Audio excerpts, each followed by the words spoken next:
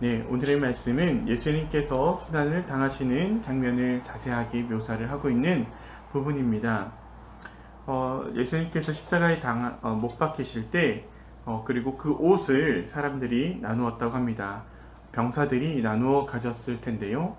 그것을 가지기 위해 제비를 뽑는 모습을 그리고 있습니다.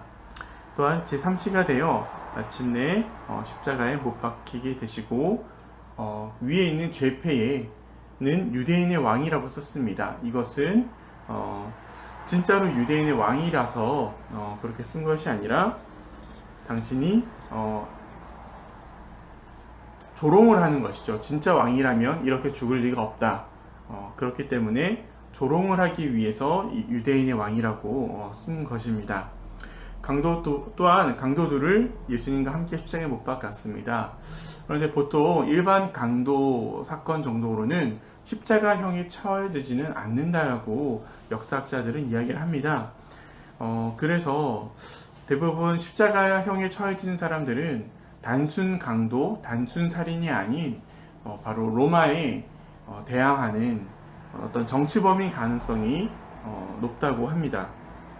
아무튼 그러니까 예수님도 사실 그렇게 보면 로마에서 일종의 정치범으로서 사회를 혼란스럽게 하고 가르치지 말아야 될 것을 가르치고 그랬다는 것이죠.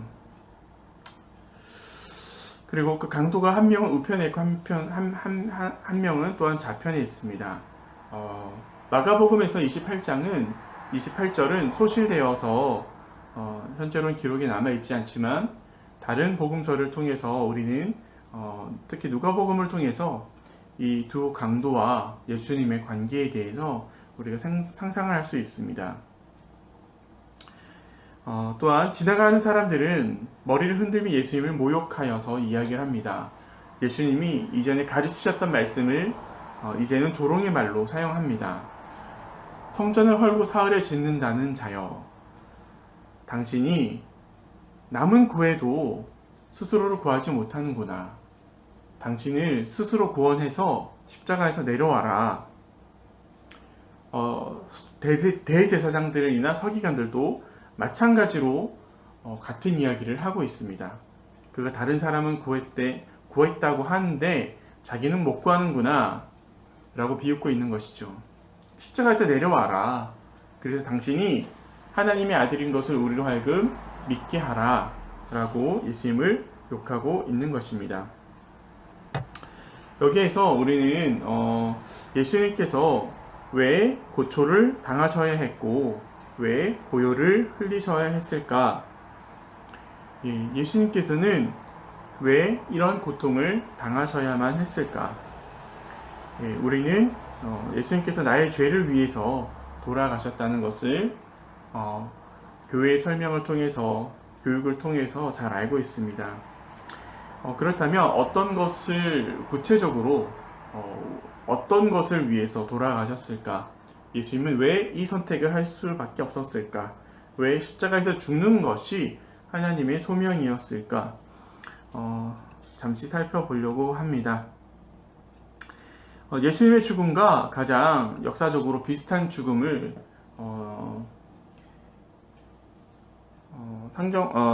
비슷한 죽음을 생각할 수 있는 것이 있다면 바로 소크라테스의 죽음입니다. 소크라테스가 당시에 그리스에 그 시민 교육이 있거든요.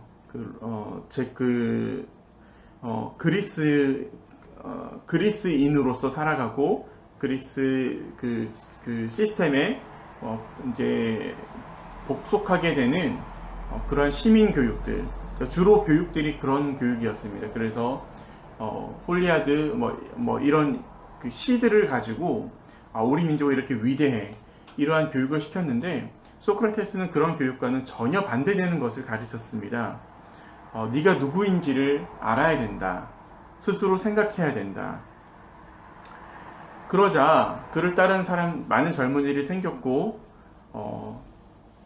그 그리스의 체제를 지키고 싶었고 보수적이었던 다른 많은 사람들이 소크라테스를 질서를 어지럽히고 젊은이들을 타락시킨다는 이유로 감옥에 가두게 됩니다. 그랬을 때 재판장에 섰을 때 소크라테스는 자신의 죄를 인정하지 않습니다. 그래서 감옥에 갇히는 것이죠.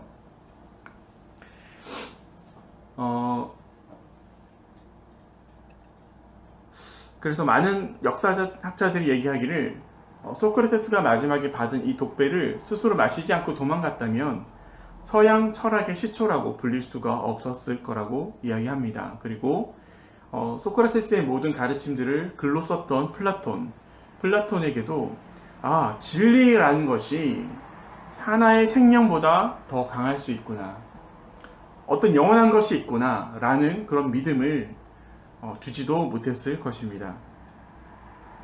소크라테스가 죽음을 선택하면서 자신이 주장했던 스스로 생각해야 되는 것, 너 자신을 알라, 각자 자기 자신이 고민하고 제대로 알고 있는지 검토하게 되는 그러한 전통들이 없어졌을 거라는 얘기죠.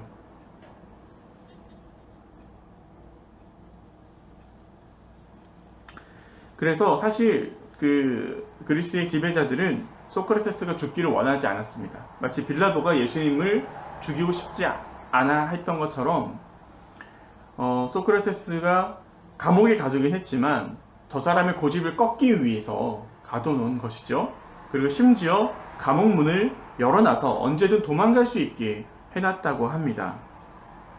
감옥을 그냥 나갈 수도 있었던 소크라테스는 내 스스로 생각함이라는 것을 내가 지켜야 하고 아테네의 젊은이들로 하여금 철학하도록 일깨워 주었는데, 만약에 자기가 이것을 나가게 된다면 자신이 죄인으로 그리스가 자기에게 내린 그 죄를 인정하게 되는 꼴이 되는 것이죠. 역으로.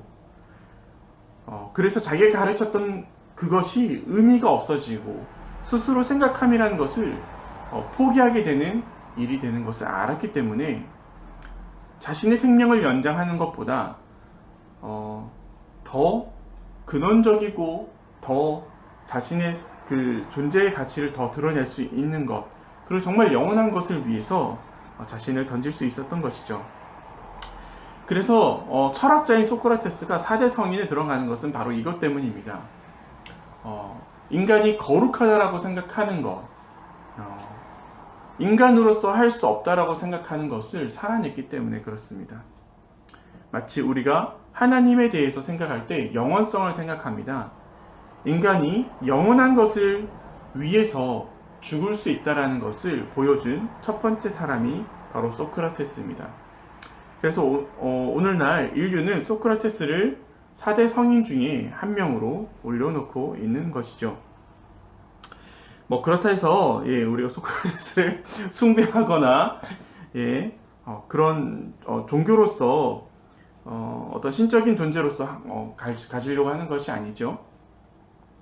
영원한 것을 위해서 자신을 희생할 수 있는 것, 진리를 위해서 자신을 죽일 수 있는 것, 그것이지요. 바로 그러한 힘을 이야기하고 있는 것입니다. 그럼 예수님은 왜 고초를 당하셔야 했습니까? 바로 예수님께서 마가복음 앞쪽에서 산상수훈에서 이미 얘기하셨죠. 가난한 사람은 복이 있다. 그리고 의를 위하여 핍박받는 자는 복이 있다. 바로 그 장면들을 우리에게 다시금 다시금 생각할 수 있도록 해주시고 계시고, 그리고 세상 사람들이 의를 위해서, 영원한 것을 위해서 살 때 어떠한 핍박을 받게 되는지를 몸소 보여주고 계신 것입니다. 예수님을 따르고자 하는 우리들 또한 우리가 하나님의 가르침대로 살고자 할 때 우리가 세상으로부터 받게 되는 모습은 바로 이러한 모습입니다.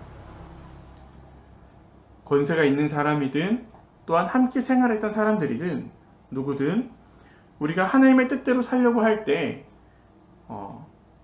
이렇게 조롱을 받을 수가 있습니다. 이렇게 무시를 받을 수가 있고 이렇게 차별을 당할 수 있다는 것입니다. 그럼에도 이 길이, 바로 이 십자가의 길이 주님께서는 우리에게 생명의 길인 것을 제시하고 계십니다. 이 길 밖에 승리의 길이 없다라는 것을 우리에게 알려주고 계십니다.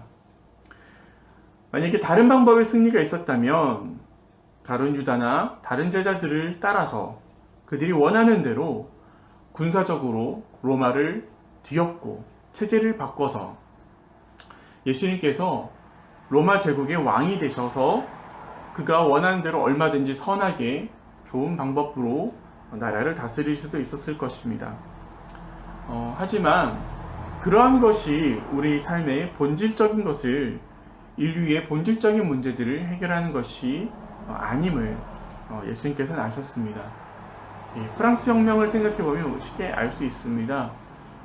왕정을 뒤엎었지만 뒤엎은 사람이 또다시 독재를 하게 되고 또한 그것을 뒤엎게 되고 혁명 정부라는 것이 그렇게 몇 번씩의 수백 년간 다시 뒤엎힘을 당하는 것을 우리는 잘 알 수 있습니다. 물론 그 결과로, 그 피해의 결과로 우리가 오늘날 전 세계에 민주주의라고 하는 것이 뿌리를 내리게 되었고 뿌리를 내리게 된 결과를 얻게 되었지만, 정말 우리에게 정말 하나님의 뜻을 살아낼 수 있는 그 길 가운데 우리가 본질적으로 만나게 되는 그 삶의 모습이 바로 이러한 모습이라는 것입니다. 사람들은 우리의 옷을 나눠 가질 것입니다.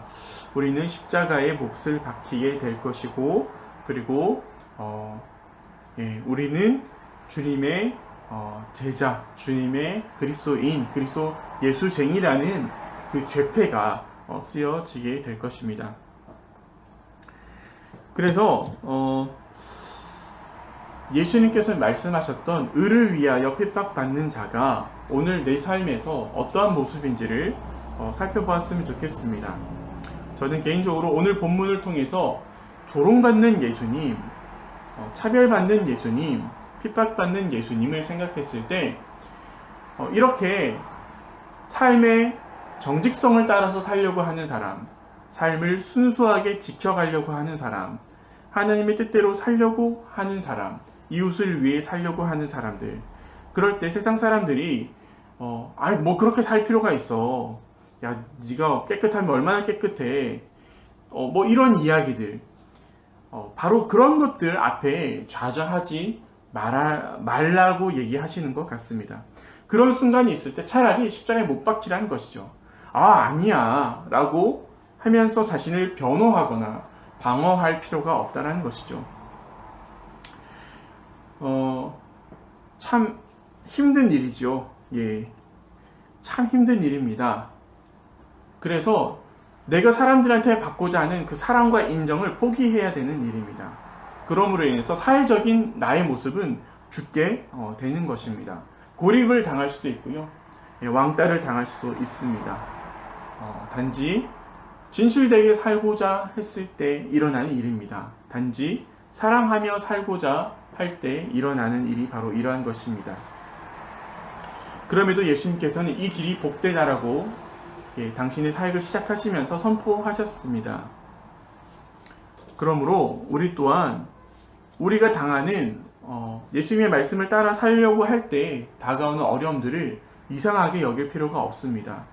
제자들도 처음엔 주님의 십자가의 길을 이해하지 못했지만 후에 깨닫게 된 것이죠.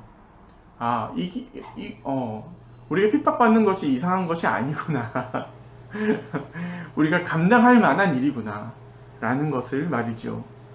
그러므로 우리는 언제 어디서든 하나님의 형상을 다시금 우리 삶에서 살아내는 일에 전력을 다할 수 있습니다. 세상이 우리로 하여금 그런 삶을 체념시키고 체념시킬 때도 다시금 일어나서 하나님께서 원하시는 그 선한 방향으로 우리의 삶을 되돌릴 수가 있습니다. 참 감히 인간인 소크라테스를 예수님의 죽음에 제가 잠깐 그 의미를 생각하기 위해서 끌어왔는데요. 소크라테스가 마지막 법정에서 했던 말로 설교를 마치고자 합니다. 누군가 제게 말할 것입니다. 소크라테스여, 당신은 당신을 적절하지 않은 최후의 죽음으로 이끈 이런 삶을 부끄럽게 여기지 않습니까? 저는 그에게 자신있게 말합니다. 당신이 잘못 보았습니다. 누구나 인생에서 선한 일을 추구하는 사람은 죽고 사는 일에 연연하지 않습니다.